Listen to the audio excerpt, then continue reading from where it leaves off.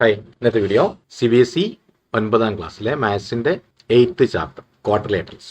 ഈ ചാപ്റ്ററിലെ exercise 8.2 first question ആണ് ഇന്ന് ചെയ്യുന്നത്. ക്വസ്റ്റൻ ആണ് ABCD is a quadrilateral with PQR and S are midpoints of the sides AB, BC, CD and DA. Figure 8.20 8.2 ഇവിടെ തന്നിട്ടുണ്ട്. AC is a diagonal. Show that first question SR parallel to AC.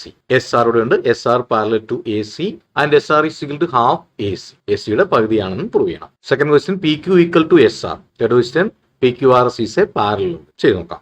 ഇവിടെ first question in triangle ABC P is the midpoint of AB and Q is the midpoint of BC. അപ്പോൾ by midpoint theorem therefore PQ parallel AC and PQ equal to half AC.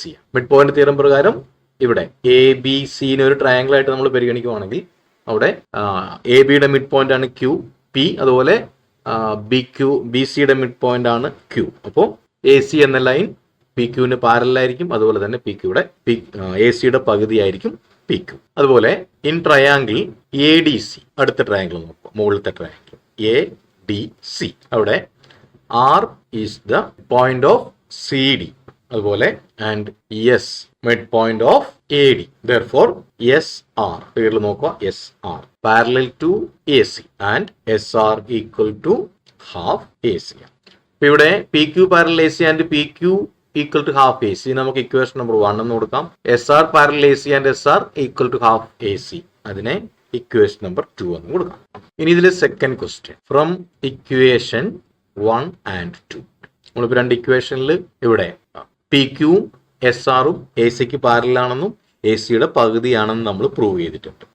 അപ്പോൾ നമുക്ക് PQ parallel SR, കാരണം PQ AC പാരലാണ്, അതുപോലെ AC SRന് പാരലാണ്. PQ parallel SR എന്നും and PQ equal to SR എന്നും നമുക്ക് കിട്ടിയിട്ടുണ്ട്. PQ ഈക്വൽ ടു SR എന്നാണ് പ്രൂവ് ചെയ്യാൻ പറഞ്ഞിരിക്കുന്നത്, അത് നമുക്ക് കിട്ടിയിട്ടുണ്ട്. PQ equal to SR. ഇനി അതിലെ മൂന്നാമത്തെ ക്വസ്റ്റ്യൻ അതിൽ PQRS ഈസ് എ പാരലോഗ്രാം എന്ന് പ്രൂവ് ചെയ്യാനാണ് പറഞ്ഞിരിക്കുന്നത്. അപ്പോൾ ഇവിടെ ഈ PQRS എന്ന ക്വാഡ്രിലേറ്ററലിന്റെ ഓപ്പോസിറ്റ് സൈഡ്സ് പാരലലും ആണ്, ഈക്വൽ ആണ്. അപ്പോൾ opposite sides equal and parallel ആണെങ്കിൽ അതൊരു പാരലോഗ്രാം ആയിരിക്കും. അപ്പോൾ ഇൻ ക്വാഡ്രിലേറ്ററൽ